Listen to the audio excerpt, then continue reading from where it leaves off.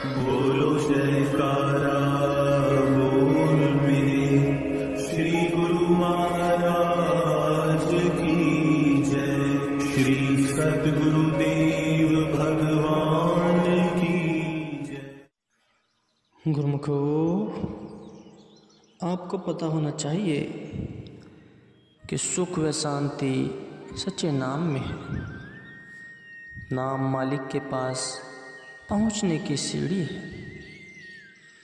गुरु का शब्दु लागू मनी मीठा, पार ब्रह्मो ताते मोहि ठीठा। गुरुमुखों को सतगुरु का शब्द मीठा लगता है। माया जीव के ऊपर पर्दा डालती है। इस नाम ने माया से आपको बचाना है। संसार मन को खींच रहा है। इसके धोखे से बचने के लिए सतगुरु के नाम से प्रीति लगानी है। सतगुरु का शब्द ही अपनी पूंजी है। सतगुरु का ध्यान ही अपनी जायदाद है। और कुटुंब परिवार के मोटे बंधन हैं जो सुरती को फंसा रहे हैं। उनमें से सुरती हटाने के लिए ध्यान की आवश्यकता है। अब तुम्हारे मन की अवस्था संसार की दशा से अलग है, क्योंकि इस समय तुम दर्शन कर रहे हो। प्रेम सतगुरु के ध्यान से ही पैदा होता है। गुरु मूरत का करिए ध्यान, गुरु ऊपर जाइए कुर्बान।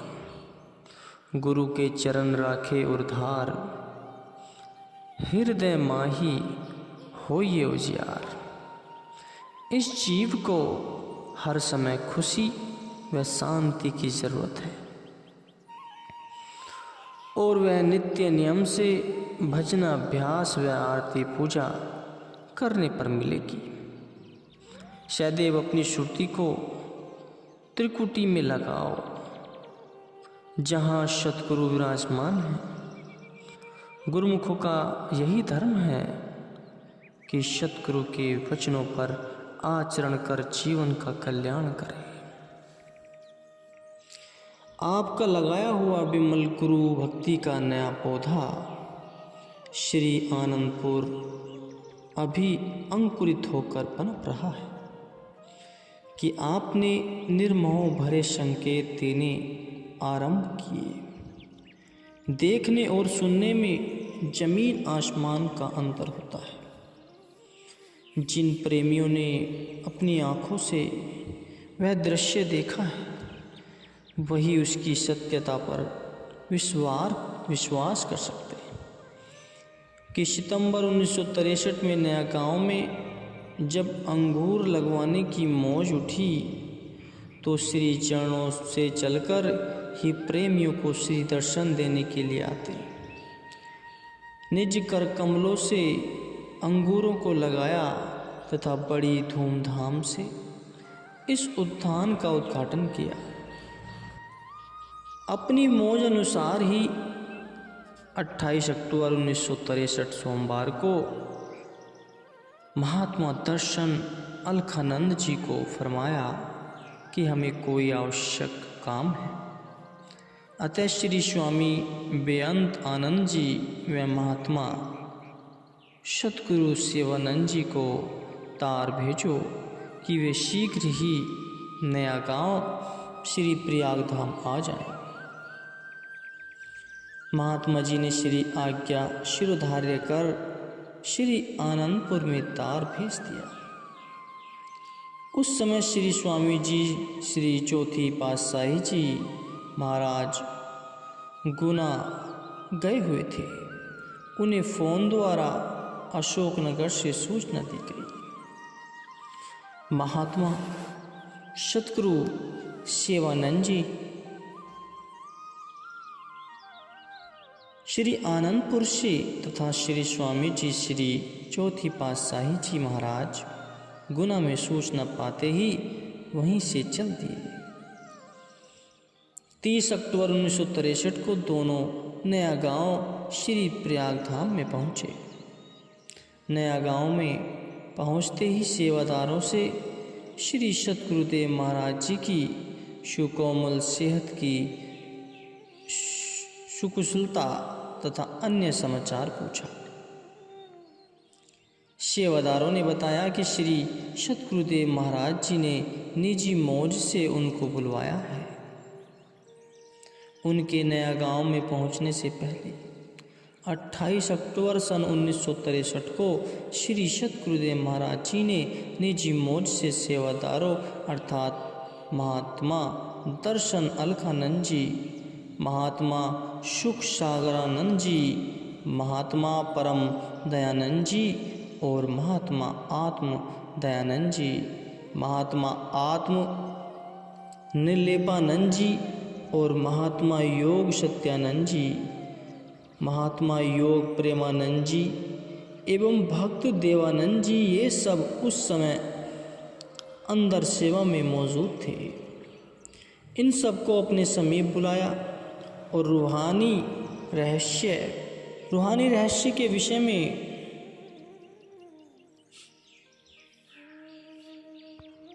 संकेतित भाषा में सबको धैर्य देते हुए फरमाया कि यह रूहानी सिलसिला युग युगांतरों तक चलता रहेगा। 2 महात्मा हमने चुने हैं, ये सत्संग का काम हमारे बाद संभालेंगे। समय आने पर सबको विदित ज्ञात हो जाएगा, कोई भी दुखी न हो।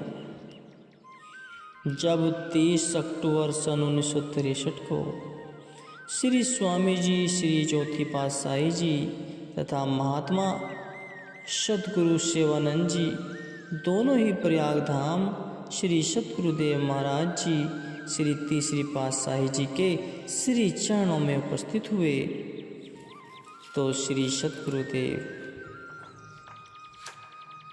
महाराज जी ने स्वयं ही कहा कि घबराने की जरूरत नहीं है, हमने किसी विशेष कार्य के लिए बुलवाया है। इसके बाद श्री सद्गुरुदेव महाराज जी, श्री तीसरी पातशाही जी 31 अक्टूबर सन 1963 को श्री स्वामी बेअंत आनंद जी, श्री चौथी पातशाही जी को एकांत में कुछ समय के लिए रूहानी रहस्य के विषय में सत्वचन फरमाते रहे।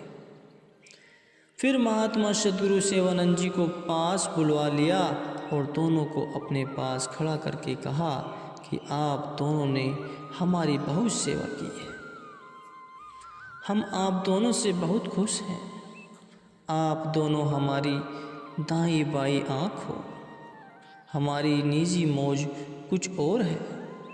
आप दोनों ने आगे के लिए परमार्थ का काम करना है। महात्मा बेअंत आनंद जी हमारी रूहानी जानशीन होंगे और महात्मा सद्गुरु सेवानंद जी को कहा कि आपने हर प्रकार से इनसे श्री स्वामी बेअंत आनंद जी से मिलकर सेवा करनी होगी। श्री सद्गुरुदेव महाराज जी की ऐसी मौज देखकर दोनों महानुभावों के दिल में अत्यधिक दुख हुआ, परंतु मुख से एक शब्द भी न निकाल सके। श्री सद्गुरुदेव महाराज जी ने पुनः कहा कि श्री आनंदपुर में श्री परमहंस अद्वैत मंदिर के तैयार होने पर संगत सुबह के समय श्री परमहंस अद्वैत मंदिर में और शाम समय आरती पूजा श्री समाधि पर श्री आनंद शांति भवन में किया करें। श्री स्वामी बेअंत आनंद जी श्री चौथी पातशाही जी को संबोधित करते हुए फरमाया कि आप भी दोनों समय आरती पूजा में शामिल हुआ करें। आपका आसन चौकी पर साथ ही बना दिया जाएगा और परंपरानुसार ऐसा ही कार्यक्रम चलेगा। अंत में यह भी फरमाया कि श्री समाधि श्री आनंद शांति भवन श्री आनंद सर की सीमा के अंदर व श्री परमहंस अद्वैत मंदिर की पश्चिम दिशा में होनी चाहिए, जिसका निशान पहले ही लगवा दिया गया है। इसके पश्चात महात्मा दर्शन अलखानंद जी को दरवाजे पर खड़ा कर दिया तथा एकांत में श्री स्वामी जी श्री चौथी पातशाही जी को रूहानी रहस्य समझाने के साथ साथ यह भी फरमा दिया कि श्री स्वामी जी श्री पंचम पातशाही जी का नाम लेकर उन्होंने परमार्थ का अत्यधिक काम करना है, इनका अच्छी तरह से ख्याल रखना है।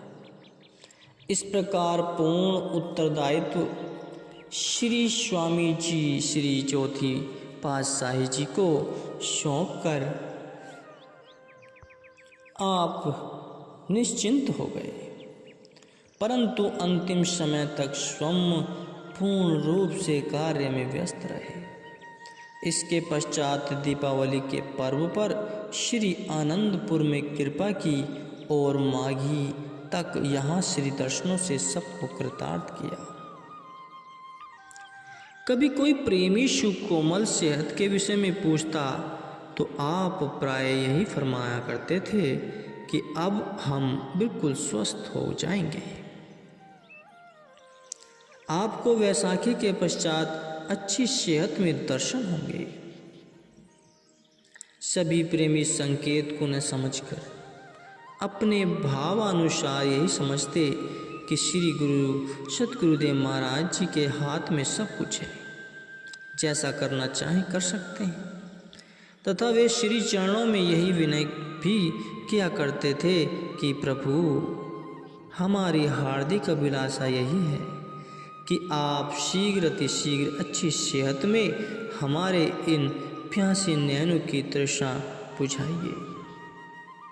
श्री सतगुरुदेव महाराज जी थोड़ा सा मुस्कुरा देते, परंतु इस रहस्य को कोई न जान पाता। श्री 108 श्री सतगुरुदेव महाराज श्री तीसरी पातशाही जी ने 29 जनवरी 1964 बुधवार को अंतिम बार श्री आनंदपुर से विदाई ली। जाने से पहले कार में विराजमान होकर श्री आनंदपुर की चंपा चंपा कण कण भूमि को कृतार्थ किया। 30 जनवरी 1964 वीरवार को श्री प्रयाग धाम पहुँचे और 30 जनवरी 1964 से 22 मार्च 1964 तक श्री प्रयाग धाम नया गांव में विराजमान रहे। जिन प्रेमियों को अभी कृतार्थ करना शेष था, उनके पास भी पहुँचे। 23 मार्च 1964 सोमवार को बम्बई जाने की श्री मौज हुई और वहाँ कृपा की। यहाँ श्री मौज में एक बार श्री सतगुरुदेव महाराज जी ने यह वचन फरमाया कि इस बार बैसाखी का पर्व नए ढंग से मनाया जाएगा। सेवकों ने विनय की कैसे मनाया जाएगा। श्री वचन हुए, हम किसी के साथ बातचीत नहीं करेंगे, न ही हम किसी को प्रसाद देंगे और न ही हार पहनने का शुभ अवसर दिया जाएगा। 1 अप्रैल सन 1964 को सेवादारों ने विनय की कि श्री आनंदपुर में कब पधारने की श्री मौज है, टिकटों के लिए प्रबंध किया जाए। श्री वचन हुए कि इस बार श्री आनंदपुर कार में जाने का ख्याल है। 3 व 4 अप्रैल को श्री परमहंस पवित्र सेहत कुछ सुकोमल थी और सेवादारों ने विनय की कि प्रभु, इस बार वैसाखी का पर्व न मनाया जाए तो अच्छा होगा। इस दशा में यात्रा करने में कष्ट होगा। श्री परमहंस पवित्र सुकोमल सेहत ठीक हो जाने पर संगतों को श्री दर्शन का सुअवसर देने की कृपा करें। श्री वचन हुए कि 13 अप्रैल वैशाखी के दिन सबको श्री दर्शन का सुअवसर दिया जाएगा। श्री आनंदपुर में आई संगतों को निराश नहीं लौटाना। 11 अप्रैल को यहाँ से अवश्य चलना है। अब यहाँ भी देखिए, जिनके भाग्य होते हैं श्री दर्शनों के अथवा वचनामृत पान करने के, उनके लिए महाप्रभु किसी न किसी कारण को सम्मुख रखकर वहाँ अवश्य पहुँच जाते। जब मुंबई में डॉक्टरों ने श्री सद्गुरुदेव महाराज जी की परम पवित्र सेहत को देखा तो उनके आश्चर्य की सीमा न रही कि एक तरफ तो इतनी नाजुक सेहत और दूसरी तरफ चेहरे पर चमकती हुई इतनी ज्योति। तो उनके मुख से अनायास यही शब्द निकल पड़े कि ये तो दिव्य असाधारण गुणों से युक्त कोई अवतार ये विभूति है। ये उच्च कोटि के महापुरुष हैं। उन्होंने उन अलौकिक श्री दर्शन की मनोरम छटा का पान करके अपने को कृत्य कर लिया।